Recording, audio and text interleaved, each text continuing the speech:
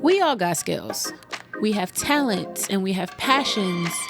But mine happens to be sex.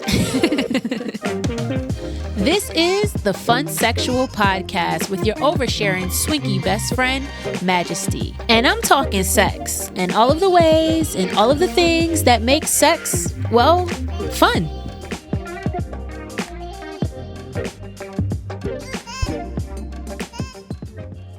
Hello, friends. Welcome to the Funsexual podcast. Okay. Before I even introduce myself, I would like to throw out a trigger warning. I am going to be talking about some things that can be triggering for some people. I am going to be talking about consensual non-consent, also known as rape play. So if that is something that is or could be triggering to you, I would maybe not listen to this episode. All right? Noted. So my name is Majesty. That's MAJESTYYY. I need all three of my Y's, y'all. I am so tired of people hitting me up and putting one Y. I don't know who one Y Majesty is. I'm 3Y Majesty. I don't even know who 2Y Majesty is. I'm 3Y Majesty. That is done on purpose, and I put it on everything. Like, that's my name.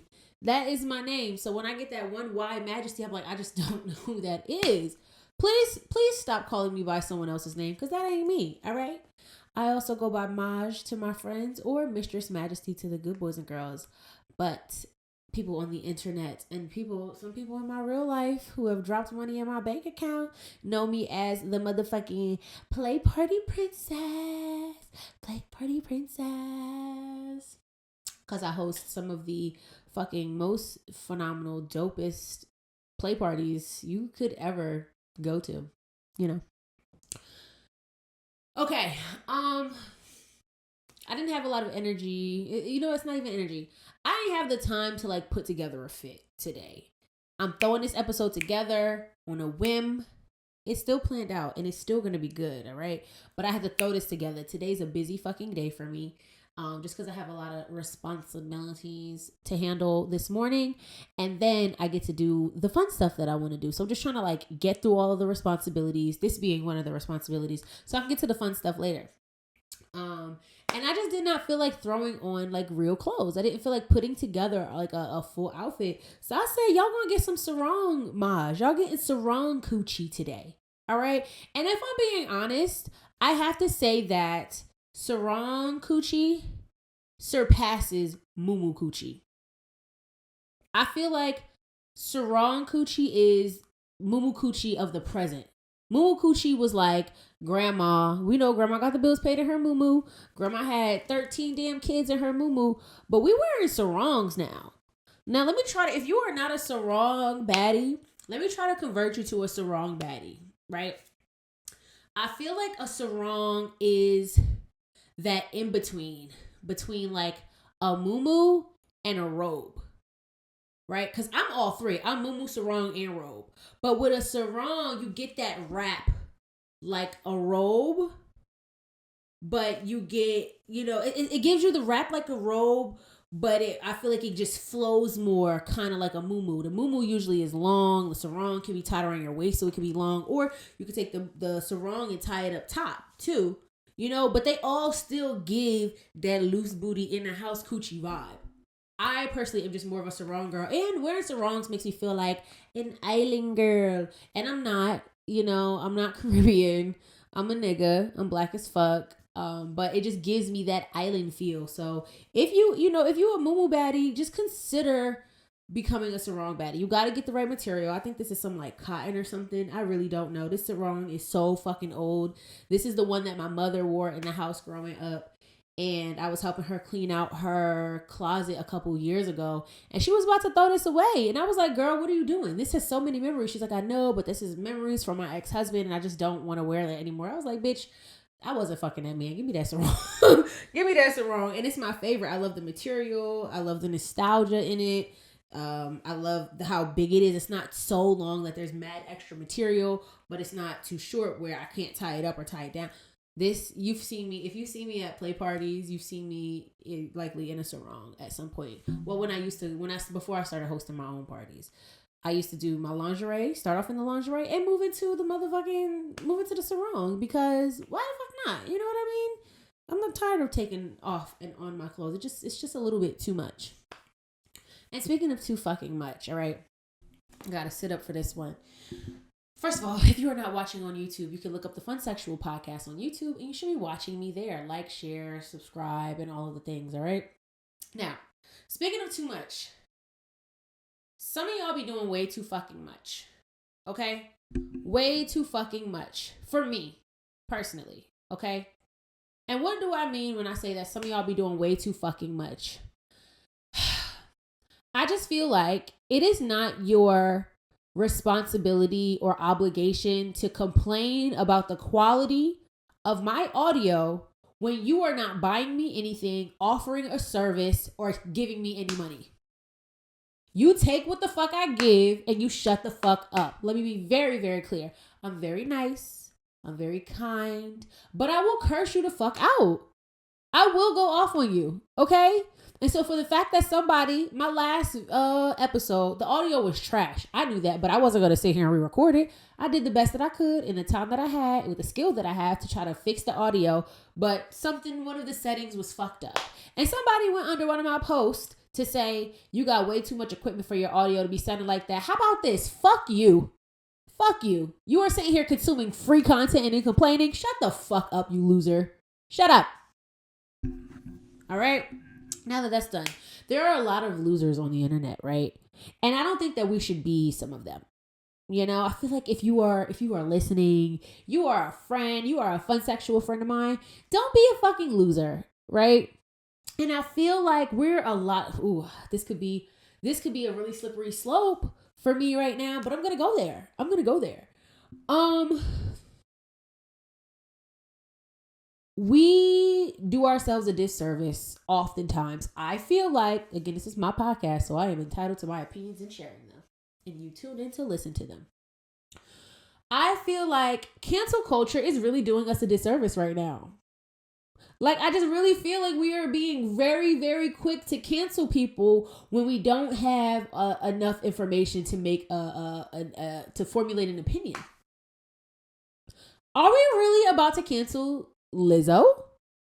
Flute playing, twerking, ass all on the internet Lizzo? Are we really about to cancel Lizzo?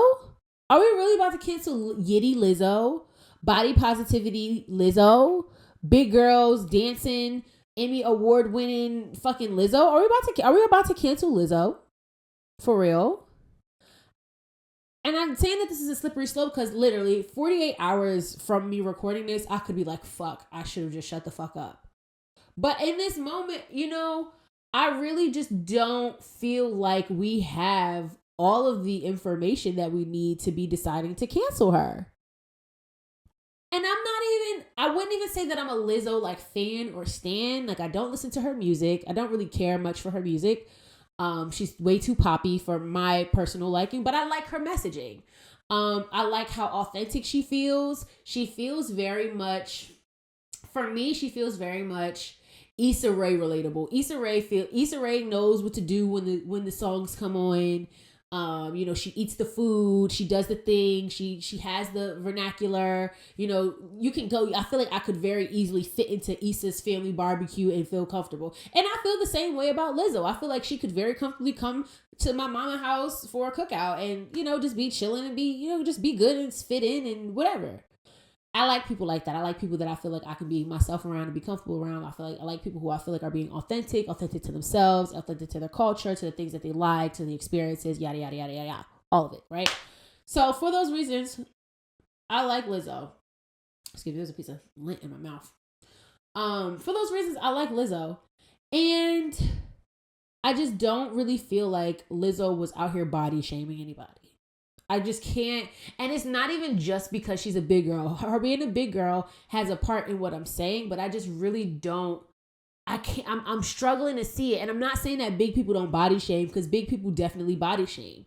We have come into this place in our existence in society where we're like, okay, being fat is okay. Being fat is okay. I won't say being fat is like widely accepted and like widely desired, but we've come to a place in society where we're like, okay, being big is okay. But you can only be big in this way. You can only be big in having big thighs and big ass, or being big and having big titties. But if you are like the big with like the huge fupa big, or like Honey Boo Boo's mom big, then it's not acceptable. Like, we do this weird thing where like, okay, it's acceptable, but only if it looks like this and it's desirable in this way. And that's bullshit. And that is so much bullshit. So I'm saying big people, I'm saying that to say like big people still do body shame, but I just really don't feel like we have enough information to be canceling Lizzo. However, if Lizzo is saying and doing some fucked up shit to people, I think that there should be some level of consequence.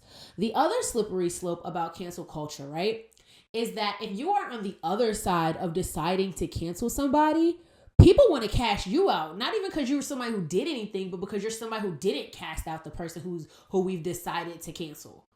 It's kind of toxic, y'all. It's kind of fucked up. And if we know anything about social media and the internet and all of it, is that you can take anything that anybody is saying and twist it in a way that makes it sound like something that it is not, or changes the whole intention of what is being said. We have some selective hearing and some selective fucking memory, and we know a real good time to pull some shit out from the past that's going to make somebody look real bad. Am I lying? Am I saying anything that's like so crazy? I don't think I am. But I'm sure there would be somebody who would feel offended in that. Do I think that abusers should face consequences? 100%. Do I think that abusers, and I'm not just talking about like physical abuse. I don't think I have to say that, but I feel like I should. I'm not just talking about like physical abuse. An abuser in any kind of way, a verbal, somebody who's been verbally abusive, somebody who has been bullying, somebody who hasn't physically abusive, mentally and emotionally abusive. Do I think that there should be consequences for people who are abusive? 100%. I do. Do I think that consequence should always be canceling? No. I think that sometimes to rectify those things should really be education. Some people don't know that they are offending somebody or violating somebody's consent or, being abusive in some way because they literally just don't know. They are seeing things we as people in general, we see things through the lens of our experiences, what we've been through, the education that we have gathered, but we don't know everything. I don't know what it's like to be you, and you don't know what it's like to be me. So a situation that I could be going through, we can go through the same situation and see them completely different, experience them completely different, have completely different outcomes by going through the exact same thing. We all know this. We've seen this in our relationships, in our interpersonal relationships. We go through something with somebody. We go through the same thing. And, one person feels it one way, another person feels another way. And the person on looking saw something completely different. That's just a reality of what happens. So I just think that, we gotta be a little bit more, we gotta give a little bit more time and space before we decide to cancel people. Because this Lizzo situation has been, it's been on everything. It's been on everything. It's been sent to me and different things and different people coming out saying this stuff. Like, come on, y'all. Come on. It's out to me right now. And again, tomorrow something might come out and I might be like, oh, let me scratch that, But I'm putting it out there now. Like, I just don't think that what is being said, I'm not saying what is being said is not true. I feel like it's being said in a very strategic way. If we have to cancel Lizzo, I will cancel Lizzo. I just think that we should wait for more information. All I wanted to say, okay? Now, I'm looking at a piece of tissue on the floor, and I don't know where this piece of tissue came from. But let me tell you what has been blowing my fucking mind lately. Right? Completely off topic. I just need to stand. I'm a cleaning ass nigga. I am a cleaning ass nigga. I get excited for cleaning products and cleaning equipment and shit like that. I like a very clean space. I won't say that I'm like OCD clean, but like I need for things. If I'm going to be existing in that space, I need the space to be clean, right? I clean my floors a lot. My floors get a little dusty. After if I don't vacuum and mop and sweep after 3-4 days, I can see, the floor is not quite it's not quite clean, right? I have a robotic vacuum that I run just about every day, unless it gets stuck somewhere and then I forget about it, whatever. But I have a robotic vacuum that runs and cleans my floors every day, right? And every time it runs, it is full of fucking just dust. And I can't seem to understand where the fuck all of this dust is coming from. Where is this shit coming from? My vents are clean. I just changed the vents because allergy season started and I had to make sure that the vents was nice and clean. And I was thinking that that's where the dust was coming from. I sweep and listen, y'all, I sweep and mop these floors. My vacuum runs and cleans my entire apartment almost every day.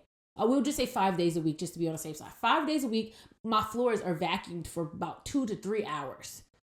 Between that, I'm dust mopping. I'm not dust mopping. I'm steam mop. I got a steam mop. Oh my God. I love that thing. Oh my God. If you have hardwood floors or laminate or something on your floors, get a fucking steam mop. Steam mops are the fucking truth for cleaning some steam mop. Sanitize it. You don't even have to put cleaning products in. You can just sanitize it. It's great. I love that thing. Anyway, I steam mop. I sweep. I let the vacuum do the vacuum situation. And for somehow, every time I empty out that fucking vacuum, there is dust in there. It blows my mind. It feels like it feels like some fucking magic or something. I just don't know what's going on. So that was very much a sidebar. I needed to get that out because I've been thinking about it a lot today. It's bothering me. Now onto better news. Netflix has put out a documentary called How to Become a Cult Leader. And I don't know if I've talked about it on here. I feel like I've probably mentioned it in the past. But one thing worth knowing about Mistress Majesty, I am very into cults and very into like cult leaders. I always just want to get into the mind of cult leaders. And so what I like about this number one, it's narrated by Peter Dinklage, who is Tyrion from Game of Thrones, and I'm kind of a fan, right? Let me drink my I experimented and I made a matcha chai tea latte. And it's not bad. It's not undrinkable, obviously, because I'm still drinking it. But it's not the best that it could be. It got some work, but it has some potential. Some things I would definitely do different is like less water, more oat milk, probably drop a cinnamon stick in there, and I would definitely add an extra chai tea bag while I'm brewing the tea, just because I like my teas and stuff to be strong. But I digress. It almost matches my top. Anyway, so How to Become a Cult Leader on Netflix. Definitely worth a watch. If you are into like cults and stuff like that, definitely worth a watch. My fascination with cult leaders is like how they think. And I think it's not the same fascination that I have with like serial killers. It's like, how did you think that this was okay? How did you really think that like mass suicide was okay? Or like these arranged ass marriages, or like these child brides? Like, how did you, in your mind, like, what did you tell yourself or do for yourself to tell yourself in your mind, like, I'm doing this and this is okay. Like, this is solid. That is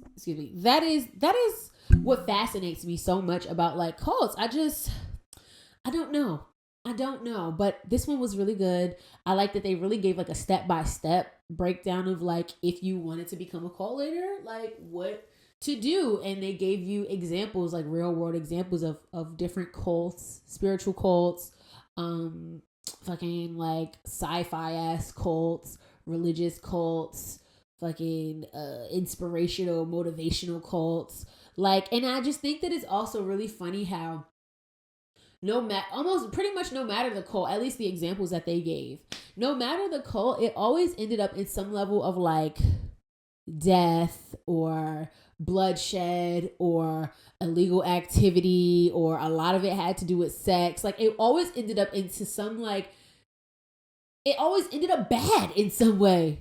Where are the good cults? Or are the good cults not called good cults? Or are the good cults called like social clubs or like elitist groups. Like there are cults out there. I feel like there are cults that exist that we're not calling cults because they haven't had a bad like falling out or like mass suicide or some crazy shit.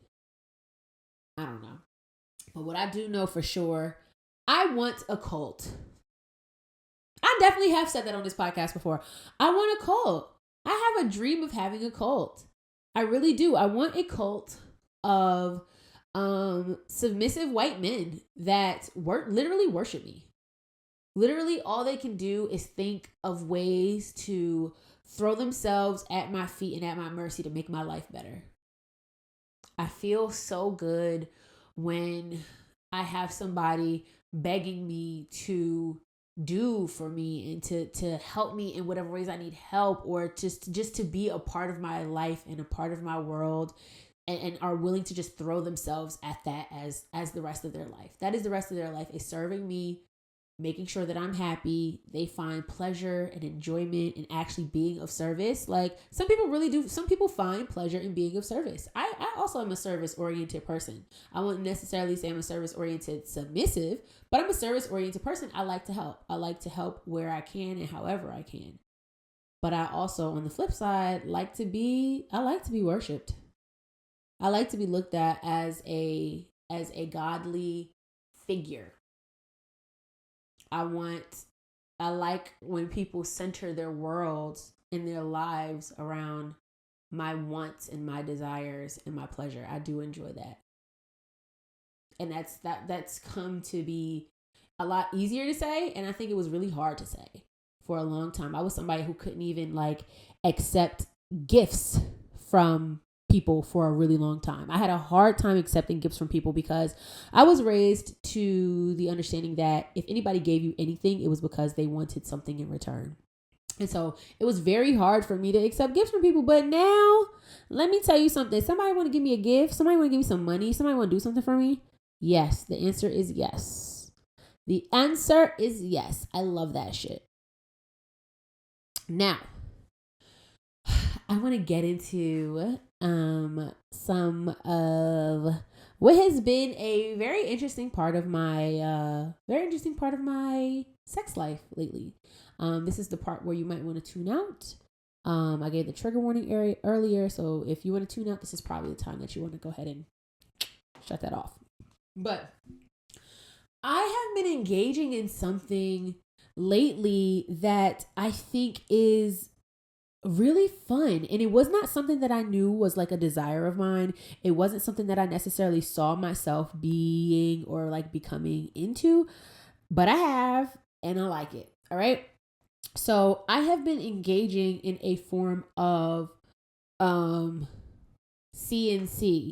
which is consensual non-consent. It's a sort of play. It's kind of exactly what it sounds like. It's consensual non-consent. So you consent to giving up like complete control and all power to somebody else, and kind of leaving yourself at the whim to do, the whim of this person to do whatever they want to do with you. Consensual non-consent, also known as rape play, right? And so I have been engaging in a form of consensual non-consent with my primary partner lately, and that is called somnophilia, right? So somnophilia refers to a sexual interest in which someone is turned on by the idea of having sex with a person who is sleeping or being asleep and receiving sexual attention from someone else, right? So the first time that we engaged in somnophilia was after one of my parties. It was late. People had left. I started cleaning up. I was exhausted. I was fucking exhausted. Got into bed, and he wanted to have sex, and I was just too tired to do it. So, I was too tired, but I still gave him a little bit of coochie, gave my man some coochie. And then I just got to a point I was like, babe, I'm tired. Like mid-sex, I was like, babe, I am tired. I'm exhausted. Like, I just don't have it in me anymore. He was like, well, can I keep going? And I was like, yes, but just please don't expect me to be doing much of anything. I am here and I'm going to sleep. He said, that's fine. And so we were like, at that moment, I was like laying on my stomach and he was behind me. And I feel like I felt when my body turned off, because I went straight to sleep. After he said, that's fine, okay. I went straight to sleep, knocked out, actually asleep, which I didn't know I could sleep while I had dick inside me like that, but I did. Knocked out. He said I like started, you know how your breathing pattern changes when you sleep. He said he heard my breathing pattern change, so he knew that I was actually asleep, and he just continued to fuck my asleep body. And he said very quickly after that he came because he was so turned on by the fact that two things. Number one, that when we have sex generally, he is always so worried, and not worried, but he's always so in tune with my pleasure and what my body wants and my desires, and making sure that I'm okay and good and fulfilled in our sex, that in this moment he got to be very selfish with his sex and only worry about himself. So number one, that was something that aroused him. I'm trying to see something on the camera.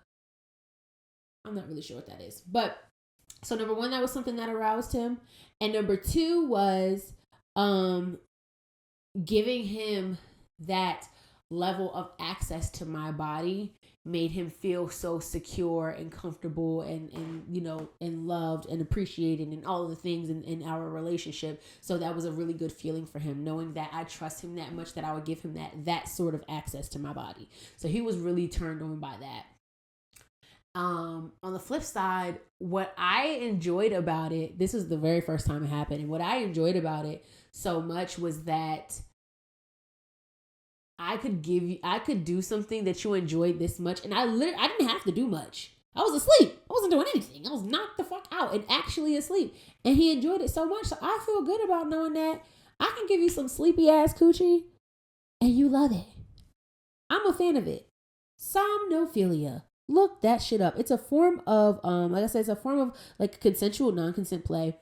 And you can engage in CNC in a lot of different ways. You can engage in CNC in like role play. Maybe you might do like some abducted type, role play, or stranger walks into the house and ties you up and stuff like that. And so people who like to engage in that play usually enjoy engaging in some sort of like extreme power exchange or power, some sort of like extreme, usually just some sort of like extreme power exchanging, right? Where one person is pretty much completely giving up power and the other person is completely just taking power from another person. For some people, that's too scary. That's too risky. I want to say some other ways that you could like engage in some CNC play are like random encounters. I've heard of people, I've seen the things on FetLife where people are like, I am in this hotel on this day, the door will be unlocked, I will be blindfolded, ass up in the bedroom, come in and fuck me and leave. Like they don't even want to see your face. So that, that's a way to engage in consensual non-consent. You are consenting to not have consent.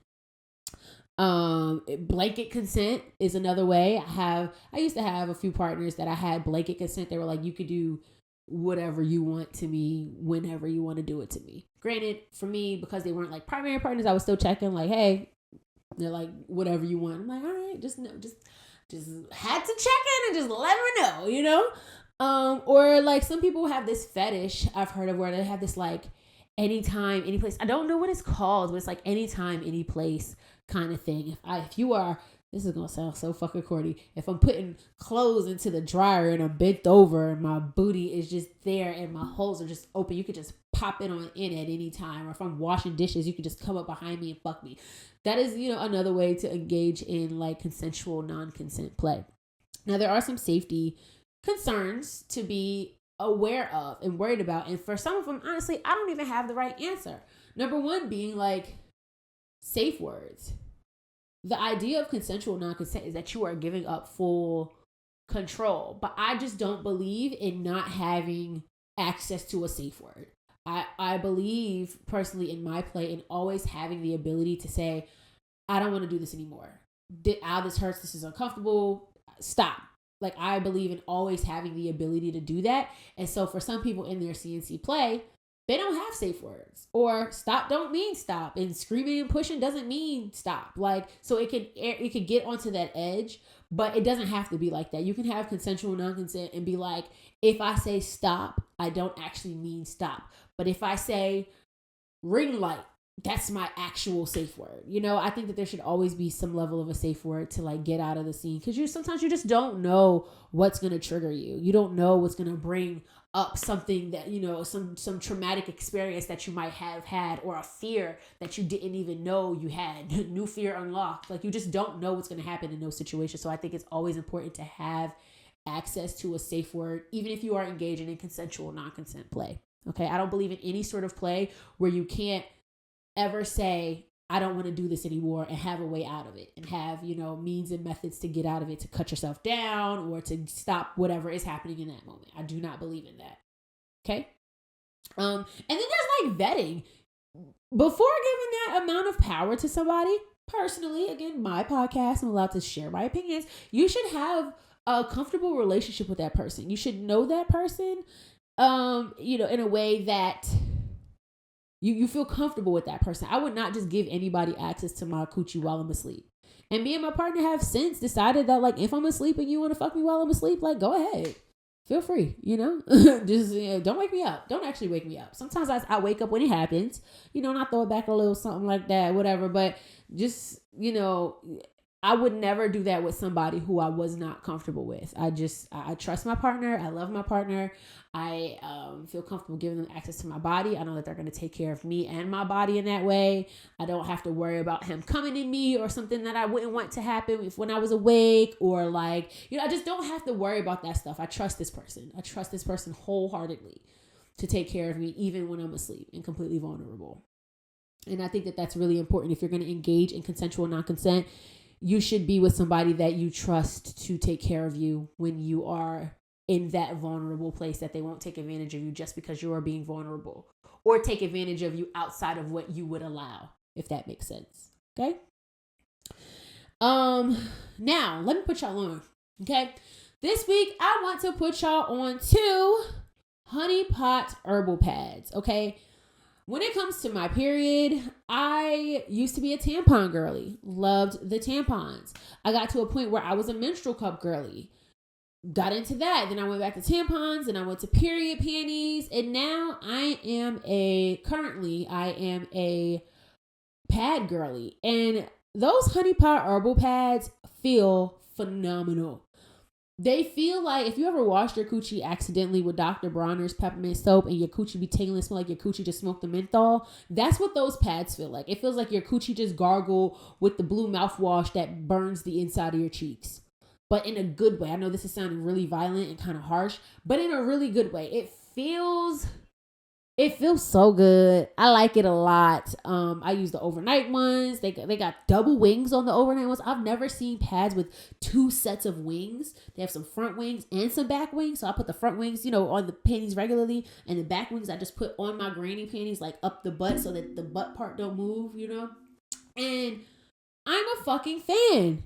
I'm such a fucking fan. I am so tired of sticking tampons up my coochie when I don't have to. I am so tired of sticking things up my coochie when I don't have to. So those honey pot herbal pads are my favorite. And if you have HSA or FSA, you can use that to purchase those honey pot pads. You can use that to purchase those honey pot pads. And, you know, I just really think that you should give them a try. Okay, so now this is going to be let me put y'all on. Oh my God, I forgot my own segments. This is going to be the playlist segment of the podcast. So what's the playlist? It's a list of songs to play to. Okay, and so this week we are adding. Let me tell you something. I've been very much in my Victoria Monet bag.